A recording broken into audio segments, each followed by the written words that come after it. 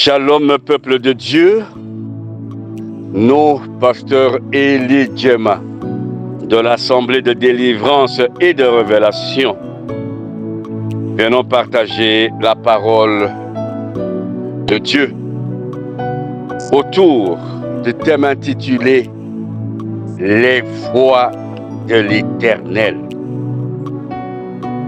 Les voies de l'Éternel, disent les Écritures, sont insondables.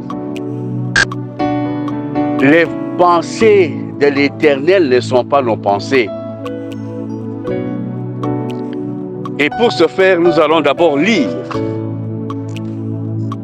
dans 1 Roi chapitre 19, du verset 11 à 14. L'Éternel dit: « Sors et tiens-toi dans la montagne devant l'Éternel. » Et voici l'Éternel passa. Et devant l'Éternel, il y eut un vent fort et violent qui déchirait les montagnes et brisait les rochers. L'Éternel n'était pas dans le vent. Et après le vent, ce fut un tremblement de terre. L'Éternel n'était pas dans le tremblement de terre. Et après le tremblement de terre, un feu. L'Éternel n'était pas dans le feu. Et après le feu, un murmure doux et léger. Quand Élie l'entendit, il s'enveloppa le visage de son manteau. Il sortit et se tint à l'entrée de la caverne. Et voici une voix lui fit entendre ces paroles. « Que fais-tu ici, Élie » Il y répondit: « J'ai déployé mon zèle pour l'Éternel, le Dieu des armées, car les enfants d'Israël ont abandonné ton alliance. Ils ont renversé tes autels et ils ont tué par l'épée tes prophètes. Je suis resté seul, moi seul, et ils cherchaient à m'ôter la vie, parole du Seigneur. » C'est l'histoire d'Élie, le prophète, face à Akab et à Jézabel. Après que Élie ait décapité les prophètes de Baal et d'Astarté, Jézabel avait juré pour la mort du prophète Élie. Et pour ce faire, Élie avait pris la fuite devant Jézabel. Il alla se cacher. Au regard de ses tourments, il était à bout de ses peines et il adressa à Dieu ses paroles, ses prières. Il attendait que l'Éternel lui réponde. Et comme tous, lorsque nous sommes face à des problèmes insolubles, nous croyons, nous pensons, nous avons nos schèmes à nous. Nous voulons que l'Éternel nous réponde selon notre manière. Et pour ce faire, Élie, comme tout le chrétien, croyait que l'Éternel viendrait par les voies que lui désirait. Ici, sur la terre des hommes, lorsqu'un chef de l'État passe sur une avenue, c'est un cortège de brouhaha, un chapelet de jeep blindés, armés jusqu'aux dents, avec des cris à gauche et à droite. Et tout le monde s'en rend compte que c'est le chef de l'État qui passe. Mais ici, c'était le contraire de ce qu'Élie pensait. Il y eut d'abord un vent violent. Il croyait que l'Éternel Dieu viendrait par ce vent-là. Malheureusement, après le vent, c'était le tremblement de terre.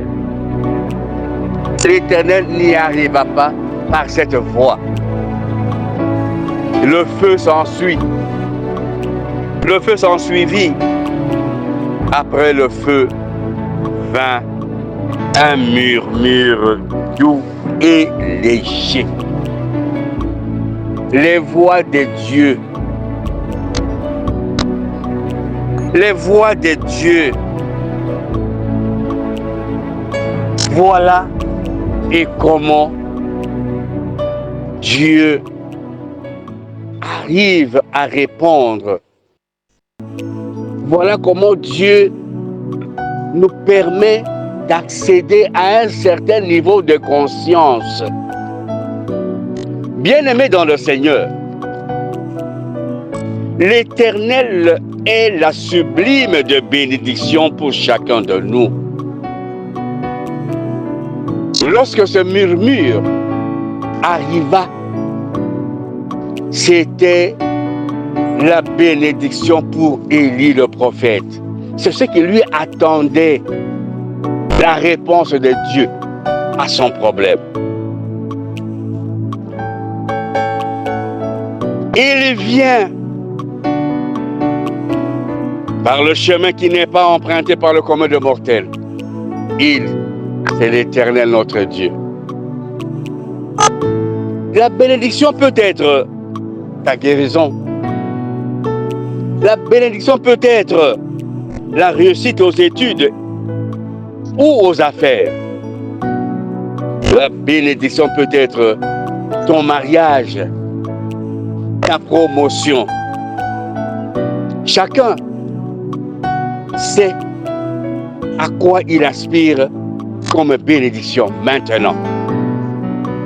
Cependant, ma bénédiction ne peut pas être forcément la tienne. Parce que la mienne peut être le fait que l'Éternel agrée l'œuvre de mes mains ou qu'il brise le rein de mes adversaires ou de mes ennemis. Ce qui n'est pas forcément ton vœu. Et toutes ces bénédictions, l'Éternel ne les réalise pas par la même voie. Considérons quelques cas distinctifs. Voyons comment Saül devint roi en Israël, lui qui était à la recherche des ânesses de son père. Saül alla chercher les ânesses de son père. Mais par cette voie. D'ailleurs, c'est mieux qu'on lise et qu'on comprenne un peu.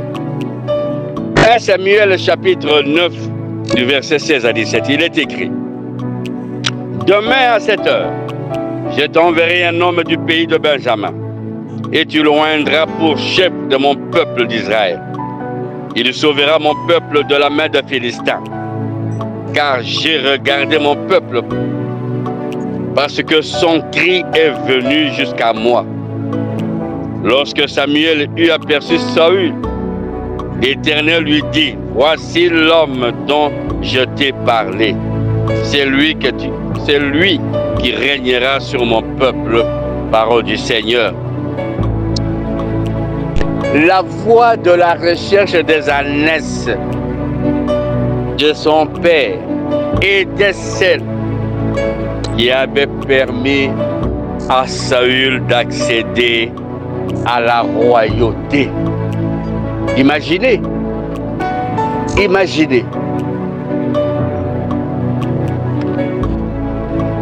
Considérons un autre cas. La guérison du général syrien Naaman de sa lèpre. Cette guérison passa par la petite fille captive du pays d'Israël, comme le dit 2 Rois chapitre 5 verset 2. Cette petite fille qui était dans la maison de Naaman allait voir sa maîtresse et lui dit, si le général pouvait aller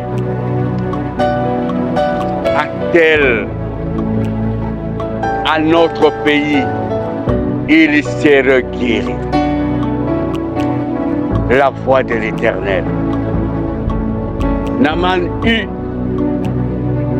obtint sa guérison grâce à la petite fille. Considérons aussi les péripéties de l'histoire de Anne vis-à-vis de sa rivale Pénina. Lorsque nous lisons dans 1 Samuel chapitre 1er versets 6 et 11. Verset 6. Sa rivale lui prodiguait les mortifications pour la porter à s'irriter de ce que l'Éternel l'avait rendu stérile. La voie de la mortification est celle empruntée par l'Éternel pour amener Anne à faire un vœu. Et au verset 11, Anne de dire, elle fut un vœu en disant, l'Éternel des armées, si tu daignes regarder l'affliction de ta servante, si tu te souviens de moi et n'oublie point ta servante, et si tu donnes à ta servante un enfant mâle, je le consacrerai à l'Éternel pour tous les jours de sa vie, et le rasoir ne passera point sur sa tête. Anne, après plusieurs années de mortification, après plusieurs années d'injures, c'était la voie que l'Éternel avait voulu que Anne passe pour lui permettre d'arriver à la conscience de son problème et de faire un vœu à l'Éternel notre Dieu. Ouvre tes yeux, mon frère et ma sœur. Tout ce qui nous arrive n'est pas forcément de la sorcellerie. Ce n'est pas forcément du sort, du mauvais sort qu'on jette sur nous. C'est peut-être la voie par laquelle l'Éternel nous amène à notre bénédiction. C'est peut-être la voie par laquelle l'Éternel nous amène à prendre conscience de notre état et de changer la direction de nos prières. Bien-aimés dans le Seigneur, Dieu ne donne pas dans la facilité. Dieu ne donne pas dans la facilité. Même les enfants d'Israël, il les avait fait passer par le désert. Il les avait fait passer par les ronces et les épines, afin de les amener à écraser les ronces et les épines. Obtenir de Dieu, il faut travailler. Il faut de sacrifices. Ce sont les voies que l'Éternel, dans sa souveraineté, fait passer ses enfants. C'est dire que ton cas, ton problème, n'est pas forcément de la sorcellerie, n'est pas forcément de l'envoûtement. Regarde-toi correctement. N'est-ce pas peut-être l'une des voies que l'Éternel te fait accéder à ta royauté? Daniel à Babylone, Ruth chez Boaz, Jérémie dans la citerne et autres comme Job ont enduré des épreuves, mais avec patience. Dans Jacques chapitre 5, verset 11, il est écrit, « Voici nous disons bienheureux ceux qui endurent l'épreuve avec patience. Vous avez ouï parler de la patience de Job et vous avez vu la fin du Seigneur. Savoir que le Seigneur est plein de compassion et miséricordieux. Oui, dans la voie du Seigneur, il faut mettre une dose de la patience. Acceptez patiemment. Allez patiemment avec l'Éternel et vous arriverez à votre royauté. C'est aussi et surtout c'est que dit aussi Apocalypse chapitre 3 verset 5. Il dit, c'est lui qui vaincra. Celui-là sera vêtu de vêtements blancs et je n'effacerai point son nom du livre de vie. Et je confesserai son nom devant mon Père et devant ses anges, parole du Seigneur. Il faut vaincre.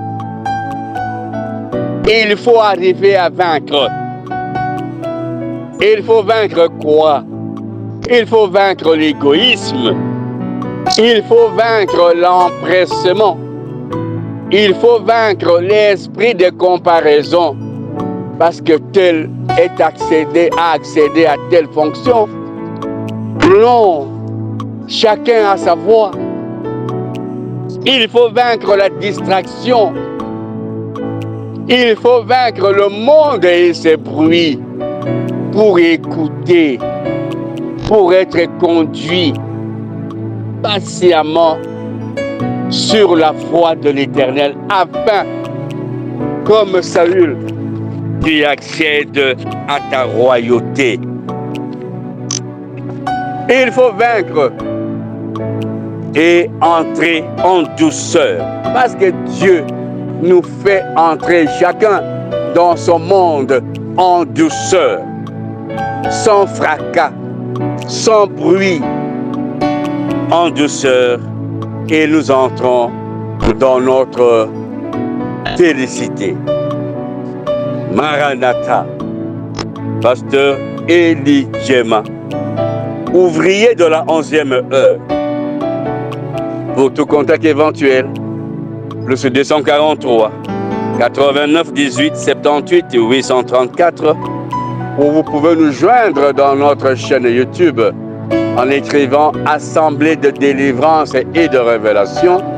C'est à quoi nous vous invitons à vous abonner et à cliquer sur la cloche de notification pour ne point manquer des révélations, des enseignements pour la gloire de notre Dieu.